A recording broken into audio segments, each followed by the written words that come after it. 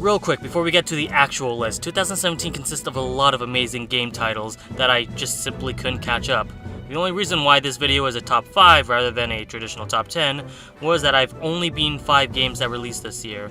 Now, some older content viewers knows that this used to be my traditional video for every year, despite missing 1 year, but it usually talks about the games I've played rather than the games that released. Well, for this list, I'm actually going to talk about games that did in fact come out in 2017, but like I said, there were just way too many titles that I really want to talk about, so I'll just talk about them in the honorable mentions list. Just think of these as potential games that would have made it to an actual top 10 list. A Square Enix JRPG developed by one of the best hack-and-slash makers known as Platinum Games, Nier Automata, I really don't care how you pronounce it, is a fine example of a collaboration done right. With a great atmosphere, a deep and thought-provoking story, and gameplay that rivals Bayonetta and Devil May Cry, Nier Automata is a fun ride.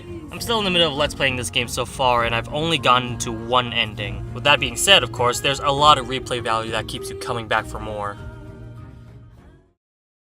Resident Evil 7 brings back the survival horror genre, and with the added addition of VR, it's a fantastic way to immerse yourself in this spooky adventure. Though I have to advise you guys to not play the VR mode for too long. I actually had to stop midway due to motion and visual sickness. But from what the game provides me with the first 2 hours of gameplay, I was already touched. While I personally do enjoy more of the action-packed Resident Evil games like Resident Evil 4 or 5, Resident Evil 7 brought back the much-needed scare that was missing in the games I've mentioned. If you want to visualize yourself in a dark atmosphere, you can't go wrong with Resident Evil 7.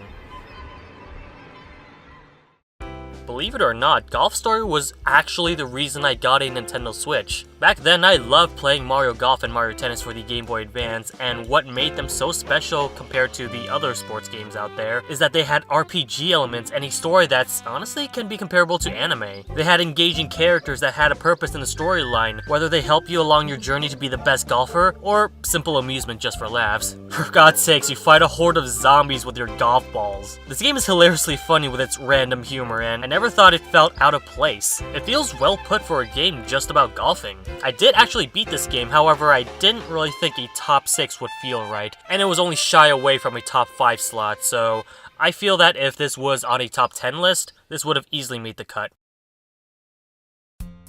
Doki Doki Literature Club takes your standard anime dating sim and turns it into a psychological mindfuck. And that's all I'm willing to say.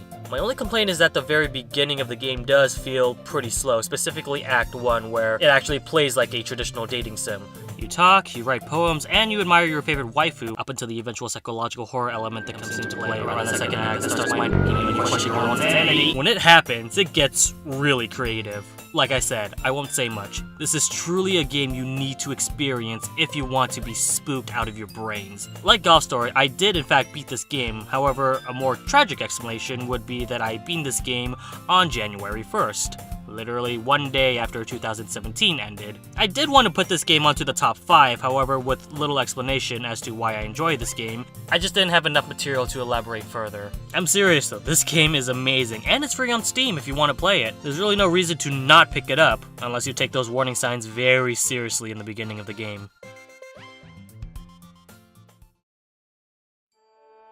Another fantastic game for the Uncharted franchise. While I personally believe Uncharted 4 was the true last Uncharted game that ends the series with a fantastic note, I'd like to think Uncharted Lost Legacy as a side game since Nathan Drake doesn't even appear in it, at least not physically. Nadine and Chloe's banters and interaction feels like a perfect yin and yang. Nadine is more serious, forward-thinking, while Chloe's a lot more carefree and wild. I will say, however, this game doesn't really innovate after what Uncharted 4 set the bar for. It does feel like Uncharted Lost Legacy is a nice dessert for what is otherwise a satisfying dinner. Not really much to say as to why this game didn't make it on the top 5. Didn't really finish it, and I can't really elaborate any further as to why I like this game, so there's that.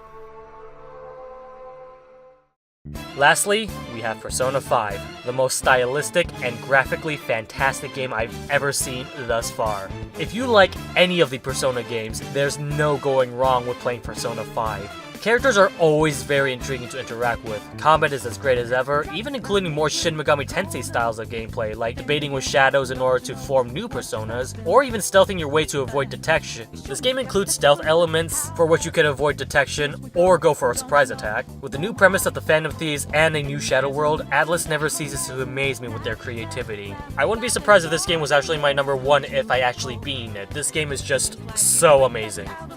But this game is 80 hours. It's gonna take forever for me to finish this game. And with that, let's get on to the list. There's not a lot of fighting games I played this year that kept my attention at all, but Tekken 7 is certainly the exception. Tekken 7 is a great example of what makes a fantastic 3D fighting game, and interestingly enough, feels more like a 2D fighting game in a 3D environment. I wouldn't be surprised if there were people out there who mostly play 2D fighting games, but got interested mainly due to how beginner-friendly the fighting mechanics are. That, or maybe because Akuma was a playable character. Finally, now I can spam the Hadouken and put in a 3D world! Oh, you could just sidestep there. Right. Tekken 7 showcases an array of amazing fighters, and while I do admit it's not as big as Tekken Tag Tournament 2's roster, I don't think lowering the size of the roster space is a bad thing. Because of its limiting size, I feel each character stands out more as there's not a whole lot of clone characters cluttered in the game. And the characters that are introduced brings a new fighting style towards the already pretty diverse character list. I do think fleshing them out more in the story mode would have been nice, since for the most part, all they get is at least one cutscene and a wall of text that showcases what they were doing during that one unique fight. But the story mode itself is actually pretty fun. I think it's a good way to continue through the Tekken series, albeit in its own weird and sometimes goofy ways. I don't, however, recommend jumping into it immediately. You do have to play through the previous Tekken games in order to understand its story to its fullest, but I believe even with a person who's only played 2 Tekken games, I was able to understand the premise of the Mishima family and their wooing rivalries.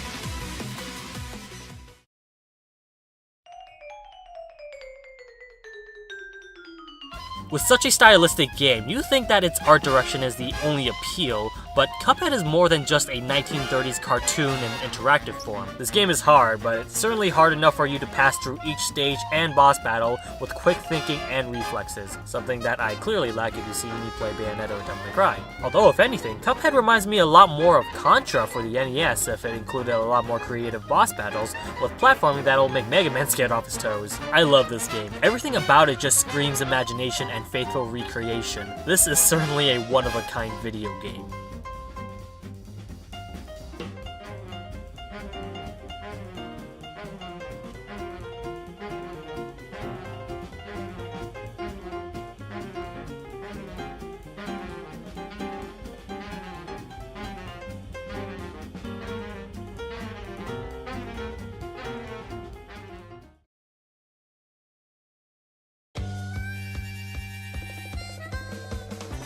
I know this is technically 3 separate games into one, but I really want to talk about how great this collection is as a newcomer to the series. Combining the trilogies into one compact disc ushers in a new era of nostalgic masterpiece that I'm sure many Crash Bandicoot fans would love to revisit. Each game has its own unique improvements, especially the first game, with more robust controls, a proper save system, and even including scrap levels that was never implemented officially until now. Honestly, I think the first game by itself is worth the price of admission, but the other 2 games are worth your time as well.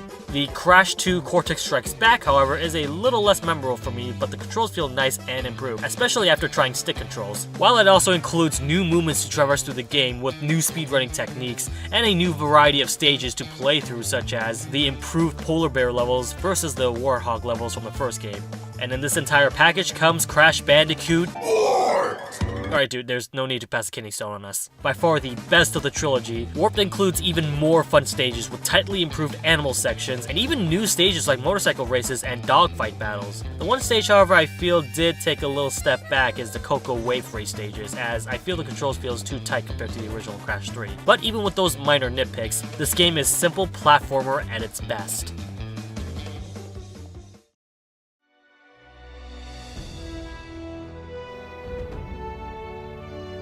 Gee, what a shocker! The Legend of Zelda Breath of the Wild at a best of list? How original! Yeah, well, that narcissistic attitude really doesn't matter. This game very much deserves to be one of the best, if not the best of 2017. The Legend of Zelda Breath of the Wild is an adventure worth playing. At first it may seem daunting to see the entire plains. Is it even possible to do anything with such a barren field?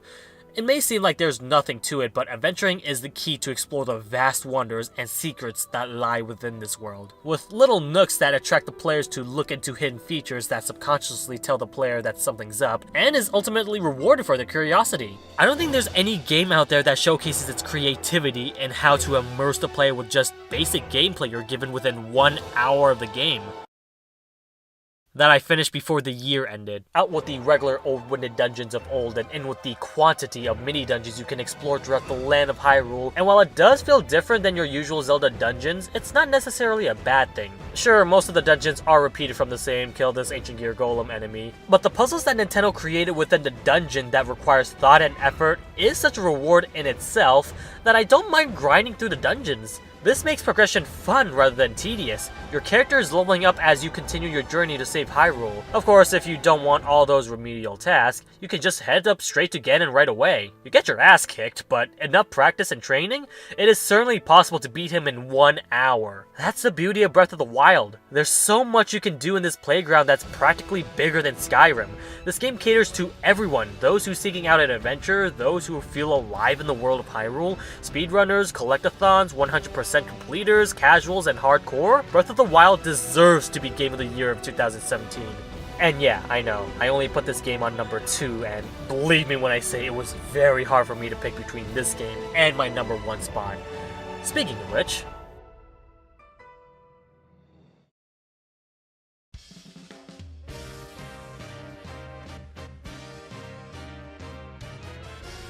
this game is without a doubt one of the best experiences I have ever done.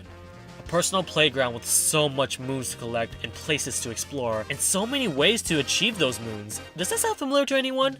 Yeah, it's practically the same feeling I got when I played Breath of the Wild. Both Super Mario Odyssey and Breath of the Wild are just so good, it's hard to compare which one is better. So if you feel as though Breath of the Wild is better than Odyssey, I won't complain why.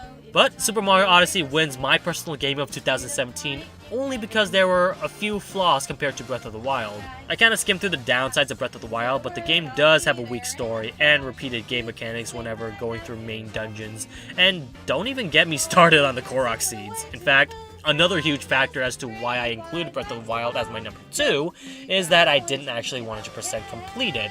I didn't feel the need to. I'm satisfied with what I got, it's time to move on. But with Super Mario Odyssey, well, take a look for yourself. The game actively encouraged me to continue playing, finding every moon I can collect to the point where I just want to catch them all. Sure, you get some repeating moons and annoying moons to collect, but just like the shrines of BOTW, you get more creative and fun ones to collect, one that tests your knowledge, your reflexes, and skill. There's also some endgame activities and achievements you can do as well that makes me want to play the game even more, challenge myself to become better, even attempt my own speedrun of the game. It's that good. Sure, Golf Story was a tipping point of me wanting to get a Nintendo Switch, but Super Mario Odyssey is an amazing enough reason why you should own a Switch.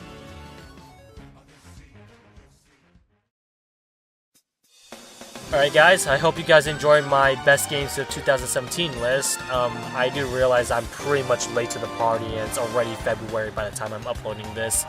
I really can't help it, it's just mostly my laziness that got the better of me, and I really just wanted, at this point, I just wanted to finish the list, make my script real quickly. I probably have to thank the library for doing that, like, it really focuses me on my work. But yeah, I hope you guys enjoyed that list. Like I said, there's a possibility in which I may make future countdowns, we'll have to see in the future, but yeah, that's all there is to it for this video. So thank you guys so much for watching, and I'll see you next time.